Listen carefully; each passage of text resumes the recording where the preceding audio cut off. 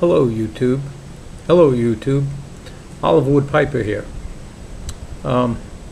This is my first video, and just want to introduce myself and to pretty much give a bunch of shout outs to the people that I've been watching, the presenters over the past 6 or 7 months, and probably the first one that I watched that got me back into pipe smoking was Matches 860, and I had smoked pipes during my college years, and probably 20 years after that, and then for some reason I had stopped, gone to cigars, and then stopped that altogether, and then watching Matches, I really got the itch to get back into pipe smoking. Unfortunately, I had gotten rid of a bunch of pipes that I had collected over the years when I thought I wasn't going to be smoking pipes any longer, and I was pretty much disappointed with that.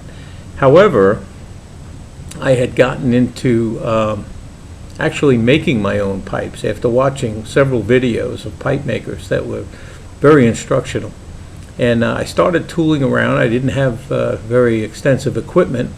I had some basic stuff at home, and actually, a pipe I'm smoking right now is one of mine. It's an olive wood, and smoking in it is some Burley Bright without a bite.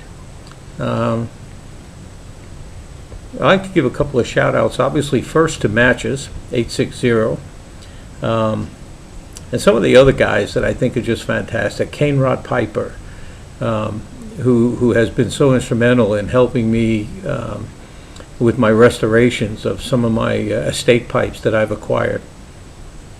I also enjoy the Northwest Pipe Smoker, and I'm sure there's a whole bunch of others that I watch that unfortunately I'm remiss at mentioning right now. But I really just wanted to take some time to tell you how much I enjoy all of the presenters. And unfortunately, I'm not an expert on pipe smoking. I started making some pipes. I started with a kit, the pre-drilled kit. And from there, I decided, let me give it a shot, and maybe I can make my own. Maybe I could drill my own smoke hole and drill my own tobacco chamber. Well, easier said than done. I actually got some inexpensive cherry wood that I practiced on, and I found the toughest part was making the stem meet the shank or the stummel correctly, and that is an art form in itself. And the other interesting aspect of making pipes is the tenon.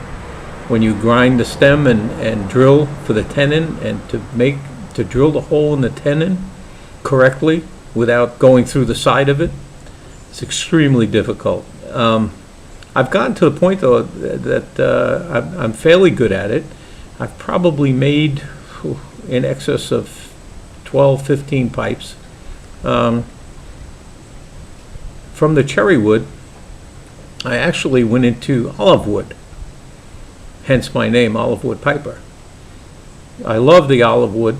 It has such beautiful grain to it, beautiful natural grain. Smells great, smokes really well. And in fact, this olive wood pipe here was one of the first ones I decided to stain.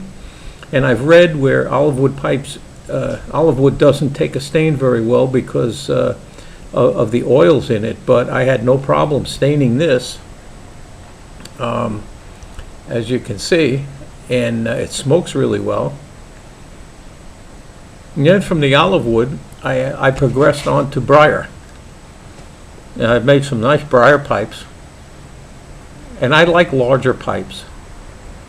I really like to take an hour and a half, 2 hours when I smoke my pipe. I take my time. I really enjoy it. So at this point, I mean, while I'm not going to be giving you any mind-blowing details about tobaccos or pipe smoking, Actually, everything I've learned is from all of you. So what I may do is tell a few stories. As you can tell from my accent, I grew up in New York, Brooklyn to be exact, and been out of New York now about 35 years, maybe more. Live down here in Florida, where we have rain the last 2 weeks. We desperately needed it, so we're not complaining. But I really would enjoy, telling a few stories about my childhood, some of the things that I did, some of the things that I probably shouldn't have done. But hopefully you'll find them entertaining. And for the most part, I will continue to watch all of you. And I hope when you get a chance, you'll give me a look. Take care. Have a good night. Thank you.